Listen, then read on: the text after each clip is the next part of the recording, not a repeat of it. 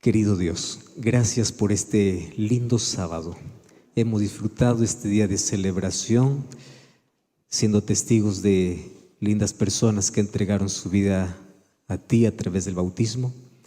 Celebramos todo lo que tú has hecho en nuestro favor y nosotros estamos aquí para seguir agradeciéndote por las cosas extraordinarias que seguirás haciendo. Te pido de manera muy especial que tú puedas continuar bendiciendo a esta iglesia, que pueda continuar siendo la iglesia que lleve personas a los pies de Jesús, que nunca pierdan el foco, la visión, que es estar preparados para tu regreso. Y en esta tarde, una vez más, vamos a abrir tu palabra para poder entender un poquito más de aquello que el Espíritu hace en nuestro favor.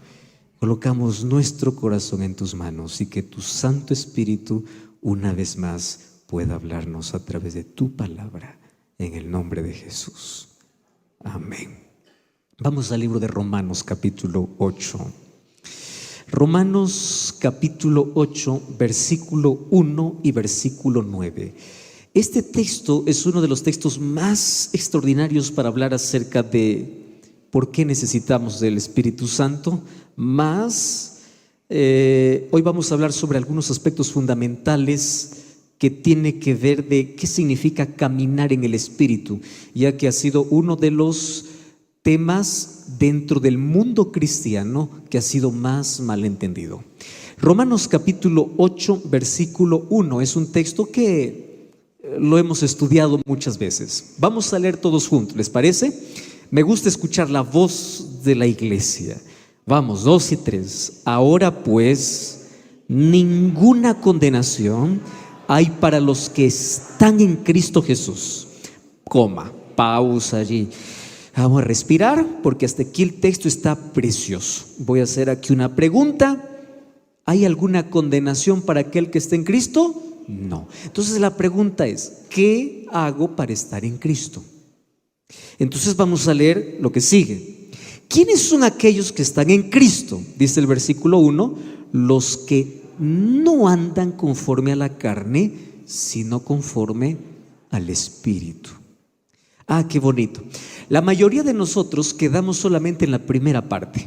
Y la primera parte es, yo ya no tengo más condenación. La sangre de Cristo me perdona, la sangre de Cristo me liberta. Y eso es el mensaje que en toda iglesia vas a escuchar. Tú eres libre, tú eres salvo, la sangre de Jesús. Correcto. Solo nos quedamos hasta la coma.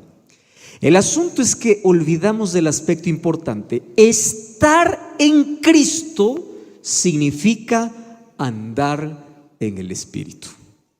Entonces, aquí yo quiero hoy responder una de las preguntas y una de las cosas que probablemente ha generado mucha confusión dentro del mundo cristiano.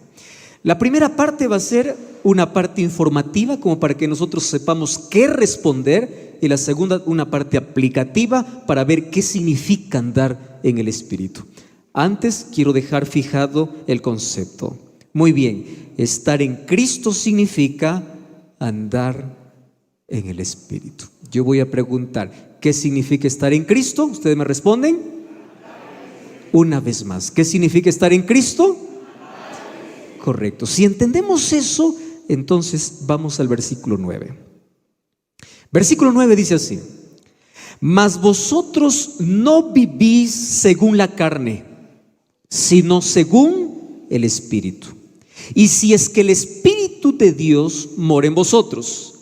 Pero si alguno no tiene el Espíritu de Cristo, no es de Él. O sea, este es un asunto muy serio. ¿Correcto? Si alguien no anda en el Espíritu, no está en Cristo.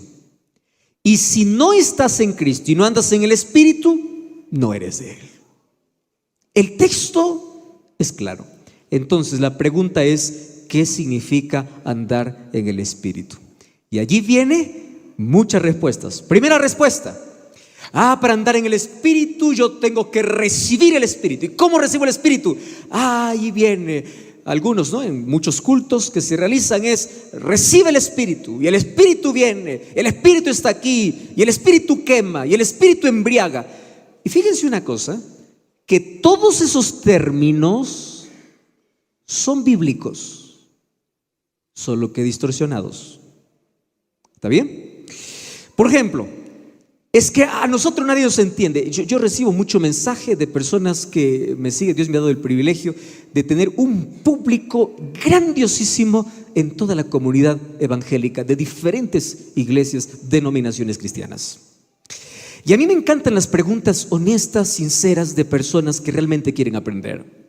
Y me dicen: pastor, a la verdad, explíquenos por qué es que a los discípulos les decían que estaban ebrios. O sea, ellos estaban borrachos del Espíritu. Por eso es que en la iglesia nosotros nos emborrachamos del Espíritu y hacemos otras cosas. Ojo, ¿está sacando de qué? De un texto. Otro dice: no, pastor, es que el Espíritu Santo es como el fuego, y si el Espíritu Santo es fuego, quema. Y nosotros sentimos que cuando el Espíritu desciende, quema. Ojo, ¿de dónde está sacando ¿de dónde está sacando la idea? De un texto. Entonces el problema es interpretar el texto, ¿correcto? Ahora, ¿cómo es que las personas confunden al Espíritu? Y si ustedes pueden anotar, anoten, y si no, pónganlo ahí en la cabeza, espero que no se olvide. ¿Cómo es que el Espíritu se confunde? Número uno, el Espíritu se confunde con éxtasis emocional. ¿Y saben qué cosa es lo triste? Es que incluso dentro de la iglesia hay muchos que esperan sentir el Espíritu. Estamos muy acostumbrados a querer sentir. Todo lo quiero sentir. Si no lo siento, no funciona. Ah, pastor, hoy día el culto no estuvo tan bueno porque yo no sentí. ¿Quién te dijo que lo que sientes está bien? Nuestros sentimientos pueden ser engañosos. Entonces, viene allí, alguien dice: no, el Espíritu es un éxtasis, una sobrecarga emocional. Entonces, cuando tengo el Espíritu, yo puedo gritar, puedo saltar, puedo hacer lo que quiero porque tengo el Espíritu. Mucho cuidado. Tienes el Espíritu, pero ¿qué Espíritu? Entonces, en el libro de Hechos capítulo 2 aparece la manifestación del Espíritu, y allí tenemos dos problemas de malinterpretación. Primer problema: algunos piensan que ahí en Hechos los discípulos hablaron cosas que nadie entendía, y esa es la peor herejía, porque hablando Hechos capítulo 2 vemos que los discípulos hablaron idiomas que la gente entendió, y porque la gente entendió fue bautizada. Nadie se entrega a Jesús si no entiende el mensaje. Ahora, ¿por qué Dios dio el don de lenguas en el Pentecostés? ¿Por qué razón? Cuando vamos al libro de Hechos capítulo 2 versículo 8, dice: ¿cómo les oímos hablar en nuestra lengua que hemos nacido? Y el versículo 9 dice que habían partos, medos, elamitas, de Mesopotamia, Judea, Capodacia, Ponto, Asia, Frigia, Panfilia. Todos ellos eran de diferentes países que hablaban diferentes idiomas. Entonces, el Espíritu Santo dio el don de hablar en idiomas que la gente entendiese. Cada uno escuchó en su propio idioma. No fue un éxtasis emocional, sino que fue un mensaje comprendido. El Espíritu Santo no está donde hay confusión y griterío. ¿Quieren ejemplos? Aquí va. Efesios 4, 30 y 31 dice que el griterío es una evidencia donde no está el Espíritu. Y aquí viene otro asunto interesante. Hay personas que piensan que solo el hecho de hablar en lenguas es la evidencia que tengo el Espíritu. Y ahí yo hago la pregunta: ¿Jesús habló en lenguas? No. ¿Y no tenía el Espíritu? ¿Juan el Bautista habló en lenguas? ¿Y acaso no tenía el Espíritu? Es decir, hablar en lenguas fue una necesidad en Hechos capítulo 2. Y cuando vamos al libro de Primera de Corintios capítulo 12 versículo 11, dice así: que el Espíritu da dones y le da a cada uno como Él quiere. Y el hablar en lenguas es un don. Así como cantar es un don, Algunos, por más que nos esforcemos, no cantamos, ¿verdad? Podemos cantar en otro lugar, pero cantar, estamos hablando de ese talento. ¿Qué cosa tiene que ser una persona para cantar? No, nace. Algunos nacen con talentos y los talentos se convierten en dones cuando se dedica exclusivamente para Dios. Hay cosas únicas que el Espíritu Santo reparte. ¿Y cuándo el Espíritu Santo reparte dones? Ojo aquí, acá hay una diferencia. Todo el mundo tiene talentos desde que nace, pero los dones son dados en el bautismo. Es allí donde recibes un don. ¿Puede ser que tu talento se convierta en don? Claro que se puede. Pero el Espíritu nos da desde el momento que nos entregamos a Él. ¿Por qué razón? Porque los dones solamente son dados para dos cosas: para edificar la iglesia y para predicar el evangelio. Nunca es dado para gloriarse y para decir, wow, soy lo máximo, este es mi don. No, si tu don no edifica y tu don no es para predicar el evangelio, no es don. Puede ser un gran talento, mas no es don. Ahora, qué interesante es que el libro de 1 Corintios capítulo 2, incluso en los últimos versículos dice, ¿hablan todos lenguas? ¿Hacen todos milagros? Claro que no. ¿Por qué? Porque la evidencia del Espíritu en la vida no es un don. Los dones da a quien Él quiere. Entonces, ¿de dónde apareció la idea que para tener el Espíritu tengo que hablar lenguas, tengo que hacer curaciones, tengo que expulsar demonios? ¿De dónde salió? Ustedes vayan y pueden revisar esto en cualquier libro que hable sobre los inicios del culto de reavivamiento pentecostal que tuvo su origen a inicios del siglo XX. Esto no es muy antiguo, esto comenzó a inicios del siglo XX. ¿Y saben dónde comenzó? En una calle de la ciudad de Los Ángeles llamada Azusa. Ustedes pueden colocar inclusive en internet reavivamiento en la calle Azusa de Los Ángeles y allí van a encontrar la historia de un hombre llamado William Seymour. Este William Seymour comenzó un reavivamiento espiritual que se conoce como el reavivamiento de la calle de Azusa y dice así: la manifestación del Espíritu es hablar lenguas, obrar curaciones y obrar milagros. Y a partir de allí se desprendieron otras cosas. Primera cosa que se desprendió, tomando de un texto bíblico: yo te doy el Espíritu. Y hay tantas gente, pastores, se sacan el saco y dicen, entrego el Espíritu, como si el Espíritu fuese un producto. Otra persona soplan y dicen, recibe el Espíritu, tomando de que Jesús así lo hizo. Pero tú no eres Jesús. El Espíritu Santo no es un producto que se da. Y el Espíritu Santo no se recibe cuando el pastor sopla. El Espíritu Santo se recibe cuando busco la presencia de Dios.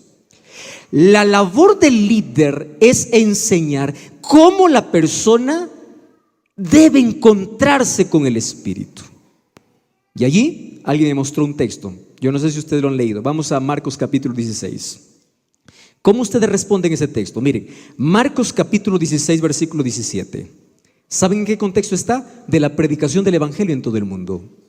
Y en el versículo 17 dice así: y estas señales seguirán a aquellos que creen. ¿Qué señales van a seguir? En mi nombre echarán fuera demonios. ¿Y qué cosa dice? Hablarán. ¿Qué van a hablar? Nuevas lenguas. Entonces ahí viene la pregunta. Aquí está. Yo creo en Jesús, entonces yo hablo lenguas porque la evidencia que el Espíritu está conmigo. ¿Cómo respondo eso?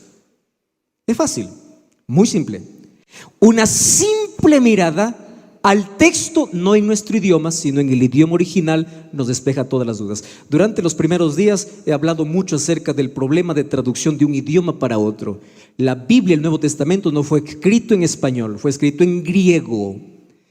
Y al traducir de un idioma para otro, hay cosas que se traducen, aún siendo la misma palabra, que se interpreten en el idioma original de manera diferente. Entonces, en el griego, la palabra nuevo se escribe de dos maneras. Es la palabra neos y la palabra kainos. Por si acaso registren si tienen lápiz, encimita del versículo 16 o del versículo 17. Registren allí la palabra neos y la palabra kainos. ¿Qué significa la palabra neos? Neos significa nuevo que jamás existió. Y kainos significa nuevo, que ya existía, pero es nuevo para el que lo recibe. ¿Qué significa eso? La palabra que usa aquí el Evangelio, hablarán nuevas lenguas, no es un idioma inventado, es un idioma que ya existe, pero es nuevo para el que lo habla. Entonces Jesús no usó la palabra neos, Jesús usó la palabra kainos. ¿Qué cosa está diciendo? En el tiempo del fin, cuando la predicación tenga que llegar a todo rincón del mundo, prepárense para ver milagros. Porque si tú estás lleno del Espíritu Santo, tú que solamente hablas español, un día puedes hablar con un alemán y hablar alemán y él te va a entender para predicar el Evangelio. Eso es el don de lenguas. Nuevo para ti, pero ya es un idioma que existe. Ahora, ¿el hecho de que haya milagros significa que Dios está allí? No. Nunca debemos colocar nuestra fe en milagros, sino en la palabra. Y les voy a hacer aquí dos ejemplos. Cuando Moisés se presentó a Faraón, botó la vara, tiró la vara y la vara se convirtió ¿en qué? En serpiente. Cuando los magos tiraron la vara, ¿en qué se convirtió? En serpiente. ¿Era milagro o no era milagro? No todo milagro viene de Dios. Otro ejemplo, Eva, allá en el Edén, cuando la serpiente comenzó a hablar con ella, Eva cometió el error de muchos creyentes hoy. ¿Cuál fue el error de Eva? Creyó en el milagro de la serpiente y despreció la palabra de Dios. Dios había dicho, no comerás. Ella era suficiente para que diga, no como porque Dios dijo, esa es su palabra. Vino Satanás y le hizo un milagro. Yo comí y no morí. ¿En qué creyó Eva? En un milagro y no en la palabra. Y ese es el problema de muchos. Creen en milagros despreciando la palabra. Entonces, primero vamos a decir, el Espíritu Santo, la evidencia del Espíritu Santo en una iglesia no es que la iglesia grita, no es que la iglesia se alborota, no es que la iglesia habla o habla cosas que nadie entiende. No, el Espíritu Santo siempre va a estar en un lugar donde la palabra se abre, donde, ojo con esto, ustedes recuerdan cuando Dios se apareció a Elías allá cuando él estaba huyendo. Primero vino un gran terremoto, Jehová no estaba en el terremoto. Después vino tormenta, fuego, y Jehová no estaba en el fuego. Y después, ¿qué cosa vino? Un silbido apacible y delicado, y Jehová estaba allí. O sea, Dios no entra en confusión, Dios entra en calma y en tranquilidad. Porque el Espíritu Santo, cuando trabaja, Él no trabaja primero con las emociones, Él trabaja con la razón, con la voluntad, con la mente, para colocar la palabra. Recibir el Espíritu Santo no significa tener éxtasis emocional, sino tener a Cristo. Y para tener a Cristo necesitamos todos los días vivir con Él. Y la pregunta es, ¿cómo entonces yo recibo el Espíritu? ¿De qué manera? 5 cosas. Yo no tengo tiempo para leer todos los textos, pero anótalo si quieres. Número 1, el Espíritu Santo se recibe cuando yo me arrepiento. ¿Dónde está eso? Hechos 2, 37 y 38. ¿Qué cosa dijo Pedro? Arrepentíos y bautícese para que cada uno, ¿qué cosa reciba? El perdón de sus pecados y ¿qué más? El don del Espíritu Santo. ¿Cuándo recibimos el Espíritu? Cuando nos bautizamos. Número 2, el Espíritu Santo solamente viene a quien obedece a Dios. Hechos 5:39 dice que el Espíritu es dado a aquellos que obedecen. Número 3, el Espíritu es dado a aquel que pide, dice Lucas 11:13. Número 4, el Espíritu es dado a aquellos que no guardan resentimiento, rencor, aquellos que viven en unidad. Hechos 2:46. Y finalmente, el Espíritu es dado a aquel que sabe cuidar su salud, porque el cuerpo es templo del Espíritu Santo. Y yo quiero aquí hacer un breve paréntesis. Cuidar la salud no solamente es cuidar la comida, porque hay muchos dentro de la iglesia que dicen, yo cuido mi salud, pero solamente hablan de comida. Mucho cuidado. Salud. La comida es una partecita de la salud. Ustedes vean y lean las investigaciones que dice así: más perjudicial es para una persona no practicar ejercicio físico que un día comer algo que le desfavorece. Una persona que está un día entero sentado sin movimiento equivale a fumar 20 cigarrillos. Entonces, no se trata solo de comida. Una persona que no duerme sus 8 horas está atentando contra el espíritu, porque al día siguiente no puede tomar ni siquiera decisiones claras. Salud no solo es comer. Salud, ¿recuerdan los 8 remedios naturales? ¿Qué cosa es? Agua, aire, ejercicio, luz solar, descanso, confianza, esperanza en Dios, temperanza. O sea, es todo. ¿Cómo cuido mi salud? Cuidando mi cuerpo. ¿Cómo cuido mi cuerpo? No, ¿por qué estoy hablando esto? Porque hay algunos que solamente se agarran de una cosa y dicen, todos los demás no se cuidan. ¿Por qué? Alguien hace algunos días, pastor, yo cuido mi salud. ¿Por qué? Yo nunca comí carne. Qué bueno, le digo. Después de 1 hora, un pedazo de torta. Le dije, tú sabes que la torta, el azúcar que comes en la torta es más perjudicial que un pedazo de carne. Entonces tú no me digas que cuida la salud solamente agarrándote de una cosa. Salud es un paquete, no es solo una. ¿Correcto? Muy bien, entonces aquí cada vez se nos está convirtiendo un poquito más claro el asunto de andar en el Espíritu, ¿verdad? Porque para andar en el Espíritu, ¿qué cosa tengo que hacer? Vivir en arrepentimiento, obedeciendo a Dios, viviendo bien en comunidad, pidiendo el Espíritu Santo y cuidando de mi salud. O sea, aquí ya no es, aquí toma el Espíritu, recibe el Espíritu. No. Aquí se trata de hábitos, se trata de vida. Por eso es que el texto que leímos, ¿qué cosa dice? Andar. ¿Qué cosa es andar? Una acción continua, constante. Eso es andar en el Espíritu.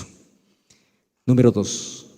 Lean ese texto que yo no sé si es que alguien les dice explicar, ¿cómo ustedes lo explicarían? Efesios capítulo 5, versículo 18. Efesios capítulo 5, versículo 18. Este texto me presentó uno que no podía dejar el alcohol. Y me dice, pastor, yo obedezco la Biblia. Y me sacó el libro de Efesios capítulo 5, versículo 18. ¿Qué cosa dice Efesios 5, 18? No os embriaguéis con vino, en lo cual hay disolución. Antes bien, ¿qué cosa dice que tenemos que ser? Llenos del Espíritu Santo. Qué curioso que en la Biblia nosotros encontramos 2 tipos de ejemplos. Un ejemplo por comparación y otro ejemplo por contraste. ¿Qué tiene que ver el vino con el Espíritu? ¿Ya se dieron cuenta de eso? No te embriagues con vino. Pero ustedes saben que hay otra versión que dice, antes bien sean llenos del Espíritu Santo. Y se está diciendo que así como el vino embriaga a las personas, el Espíritu Santo embriaga a los que lo reciben el Espíritu. Si nosotros tomamos el texto como un paralelo, vamos a tener un problema. ¿Cuál es el problema? Recibo el Espíritu y estoy medio ebrio. ¿Qué cosa es lo que quiere decir Efesios 5, 18? Les voy a hacer aquí un ejemplo para que quede muy clarito el asunto. Cuando una persona bebe alcohol, ¿tiene control de su cuerpo, sí o no? ¿Por qué no tiene control de su cuerpo? ¿Qué hace el alcohol? Tiene el dominio. Muy bien. ¿Por qué es que el apóstol Pablo coloca el Espíritu en el contexto de vino? Porque así como el vino o el alcohol domina al ser humano, aquel que tiene el Espíritu es el Espíritu que domina sus pasiones, su vida, su carácter. Así como el alcohol tiene un efecto en aquel que lo bebe, aquel que tiene el Espíritu está bajo el dominio de Dios. Eso es lo que significa ese texto. No significa que estoy ebrio porque tengo el Espíritu.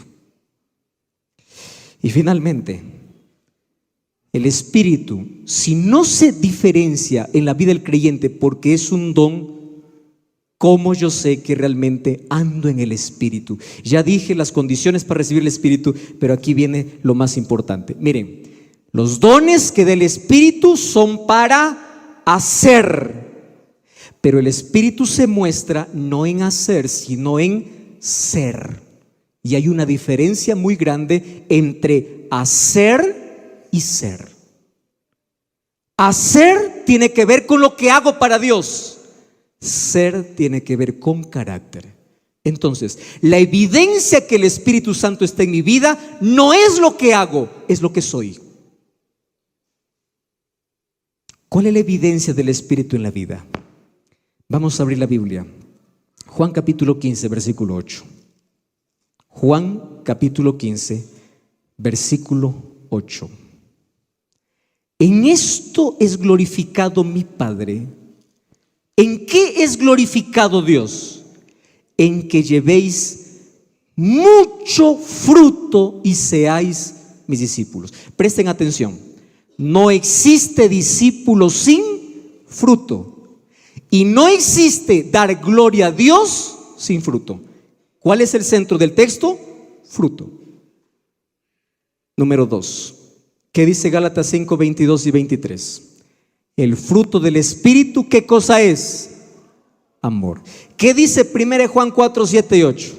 El que no ama no conoce a Dios, porque Dios, ¿qué cosa es? Amor. ¿Y qué dice Juan 13, 34 y 35? En esto conocerán que soy mis discípulos, cuando ustedes se aman. Muy bien, voy a hacer aquí un resumen. ¿Qué distingue al auténtico creyente que anda en el Espíritu? No lo que hace, sino cuánto ama. Yo no puedo decir, yo estoy con el Espíritu, pero guardo odio, rencor, resentimiento y me peleo con medio mundo. No tienes el Espíritu. Yo no puedo decir, tengo el Espíritu Santo, si no hay amor. La característica distintiva del discípulo sería el amor. Ahora la pregunta es, ¿cómo yo puedo tener el fruto? Y permítanme aquí dedicar los poquísimos minutos que tengo en hablar acerca de cómo tener el fruto. Y para ese cómo, créanme que ni siquiera nosotros vamos a hacer algo. Todo lo que tenemos que hacer es someternos a Dios para que vean lo extraordinario que es la salvación. El ser humano solo tiene que permitir, porque es Dios quien hace la obra. Entonces la pregunta es, la evidencia que ando en Cristo es tener el Espíritu. La evidencia que tengo el Espíritu es tener el fruto. ¿Y cuál es el fruto? El amor. La pregunta es, ¿cómo tengo fruto? Porque es la manera como glorifico al Padre. Vamos a Juan capítulo 15, versículo 1, versículo 2 y versículo 6. ¿Están allí con el texto? Juan capítulo 15, versículo 1. Vamos a leer todos juntos, así lo entendemos mejor. Dice el versículo 1: yo soy la vid verdadera y mi Padre es el labrador. Vamos al versículo 2. ¿Qué cosa dice el versículo 2? Juan 15, 2. 2, 3. Todo pámpano que en mí no lleva fruto, ¿qué cosa dice? Lo quitará. Y todo aquel que lleva fruto, ¿qué cosa dice? Lo limpiará. ¿Para qué? Para que lleve más fruto. Vamos al versículo 6. No pierdan el versículo 2, por favor. Versículo 6. El que en mí no permanece será echado fuera como pámpano y se secará, y lo recogen y los echan en el fuego y arden. Mucho cuidado con ese texto. Miren lo que dice. El asunto aquí está claro, dice Jesús. ¿Quieres ser mi discípulo? Lleva fruto. Para que tú lleves fruto, yo voy a hacer dos cosas. Número 1, ¿qué cosa es lo que yo voy a hacer? Primero dice, aquel que no lleva fruto, ¿qué cosa sucederá? Dice el versículo 2, lo quitará. ¿Qué significa quitará? ¿Lo va a arrancar? No, esperen un momento allí. Y aquel que lleva fruto, ¿qué cosa va a hacer? Lo limpiará para que lleve más fruto. O sea, el mayor interés de Cristo aquí es, lleva fruto. Porque el fruto es la evidencia que el Espíritu Santo está en tu vida. Es la única evidencia, el fruto. Tienes que llevar fruto. Entonces, si no llevas, te quitará. Si llevas, te limpiará para que lleves más fruto. Pero aquel que nunca va a llevar fruto, finalmente, ¿qué cosa sucederá? Será echado, se secará. ¿Y dónde arderá? En el fuego. Ustedes están aquí comprendiendo la severidad de este mensaje. Si no tienes fruto, dice Jesús, no importa todo lo que más hagas, porque la evidencia de mi espíritu en tu vida es el fruto. Entonces voy a explicar el versículo 2 para poder entender un poquito qué cosa es lo que Jesús está diciendo. La palabra quitar, miren el proceso de Dios para que el cristiano lleve fruto. Dice así: hijo, ¿me aceptas? Muy bien. No estás llevando fruto, mi hijo. ¿Cuántos años estás en la iglesia? Estoy llevando ya 10 años en la iglesia. Y el fruto no hay. Hay solo hojas, ¿no? Ustedes ya vieron la parábola de la higuera, ¿no? ¿Qué cosa es lo que había en la higuera? Hojas. ¿Qué cosa hizo Jesús con la higuera? Lo maldijo y se secó. ¿Cuál fue el problema? Tenía solamente apariencia, pero ¿qué cosa no tenía? Fruto. Pero Dios es maravilloso, es extraordinario. Y para que nadie se quede ofendido, vamos a imaginar que el ejemplo va a ser aquí conmigo, de primera persona. Viene un día Dios y me dice: a ver, hijo, tú estás ya más de 20 años en la iglesia, no veo fruto. ¿Me dejas hacer una cosa? Sí, padre, ¿qué quieres hacer? Te voy a quitar. ¿Cómo que quitar? No, solo ¿me dejas o no? Te dejo. ¿Qué significa quitar? Porque ahí el texto dice: aquel que no lleva, lo quita. ¿Qué significa quitar? Ustedes saben que en el idioma original ese verbo quitar es el verbo airo. Airo no significa arrancar. Quiero que me entiendan ese texto. Airo no significa arrancar. Airo significa levantar. ¿Correcto? Ahora vamos a leer de nuevo el texto desde el idioma original. Entonces, aquel que no lleva fruto, ¿qué cosa es lo que hará Dios? Lo levantará. Entonces, quitamos la palabra quitará, y aquí no estamos cambiando la Biblia, estamos simplemente yendo al idioma original, al verbo. ¿Qué cosa es lo que dice? Una manera de traducir ese verbo es levantar. ¿Cómo el Señor levanta? Para eso tenemos que ver qué cosas hacen los que siembran uvas. Ellos nos enseñan cómo es este proceso. Ustedes saben, ustedes ya conocen el planteo de la vid, ¿verdad? Cómo es bonito, cómo me encanta la vid, ese sembrío. ¿Qué sucede con la vid? A la vid se le coloca algunos límites, algunos palos, y ella comienza a crecer, se enrieda y luego da fruto. Que eso es lo que hace la vid, ¿no? Se enrieda y luego da fruto. Solo que cuando la vid se está expandiendo, algunas de sus ramas, ¿a dónde van? En lugar de irse de manera transversal, o en lugar de crecer hacia arriba, algunas ramas ¿a dónde van? Abajo. Y cuando van abajo, esas ramas no reciben ni la luz del sol. Cuando viene cualquier animal, lo pisotea, y las ramas que están hacia abajo no producen. ¿Por qué no producen? Porque están mal posicionadas.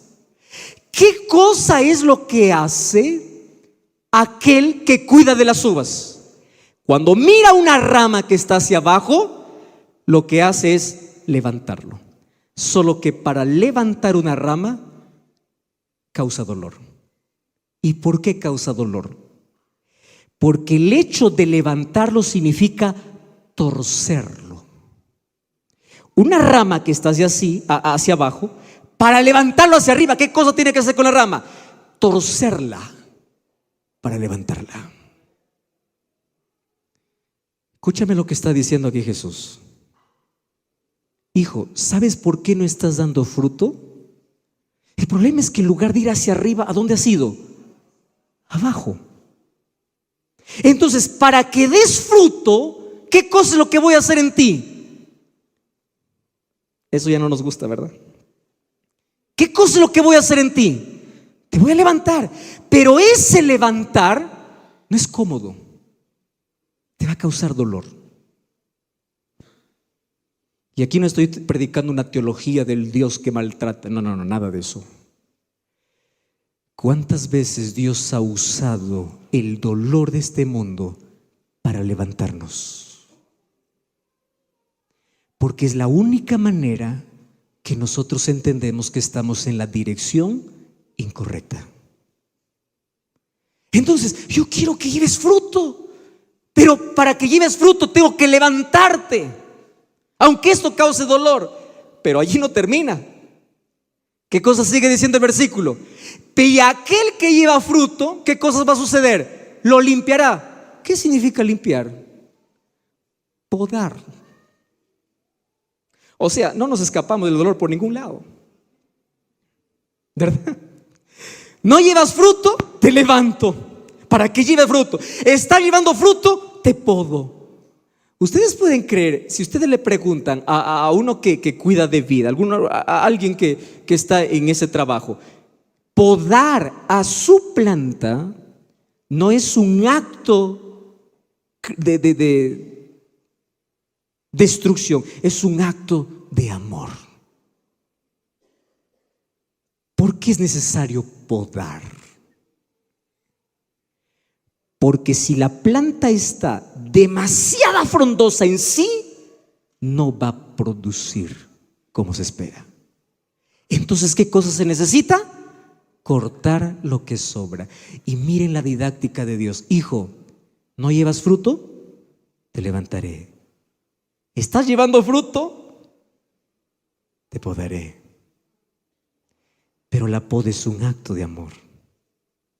Y esta tarde yo quiero finalizar esta semana o media semana que estuve con ustedes hablando de corazón a corazón. Hermanos, quiero que ustedes me entiendan esto. Dios nunca manda el dolor para destruir la vida. Nunca. Es más, Él no provoca el dolor. Mientras estemos en este mundo, vamos a sufrir por el hecho de estar en este mundo. Pero ¿saben qué cosa es lo que me encanta? Que el dolor puede ser el instrumento de Dios para levantarnos y para podarnos. Y yo quiero decirte de todo corazón, no te desanimes ante las desgracias de la vida. Cada vez que sientas que algo se corta de ti, piensa en la vida. Puede ser que Dios me esté podando y no lo hace para destruirme, lo hace porque me ama. Y Él me ha prometido estar conmigo en medio del dolor. Y uno puede decir, ¿cómo puedo entender que Dios tiene que podarme para que yo pueda realmente salvarme? Quizás una mejor ilustración sería una cirugía.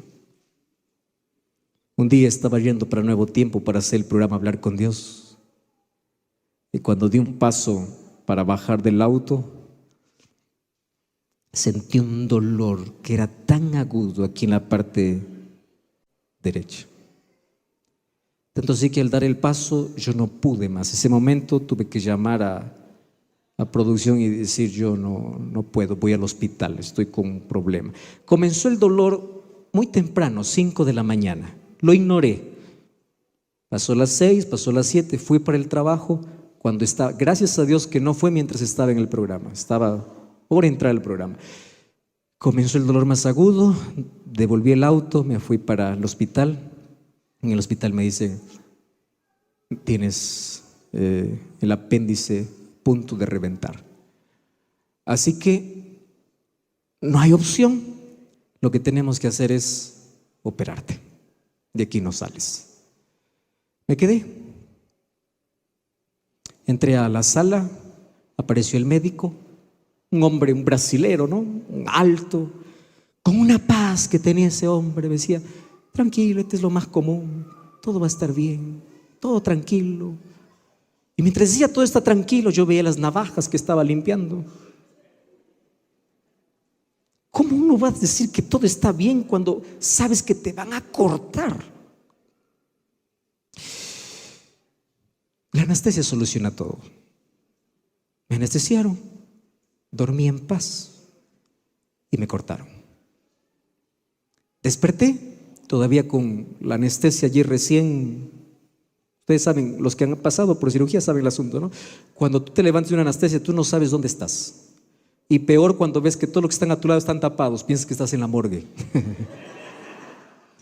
Porque junto a mí habían otras personas que estaban tapadas todavía, que no despertaban. Yo desperté primero. Entonces uno primero se agarra y piensa, ¿está vivo? ¿Estoy vivo? ¿Dónde estoy? ¿Estoy soñando? No sé. Vino el médico. Me dice, ya está. Yo lo miré y le digo, ya, sí. ¿Te duele algo? No, nada me duele. Claro, la anestesia estaba todavía haciendo su trabajo. Agarré su mano y le dije, doctor, muchísimas gracias, usted me ha salvado. Doctor, gracias, que Dios le bendiga. Y mientras decía Dios le bendiga, la anestesia estaba terminando y comenzaba el dolor.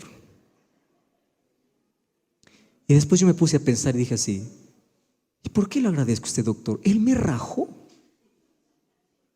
él me cortó. ¿Por qué tengo que agradecer a alguien que me cortó? ¿Por qué? Porque si no fuera por el corte, tú mueres. Escúchame, si no fuera por la poda, tú mueres. Por favor, mantente firme.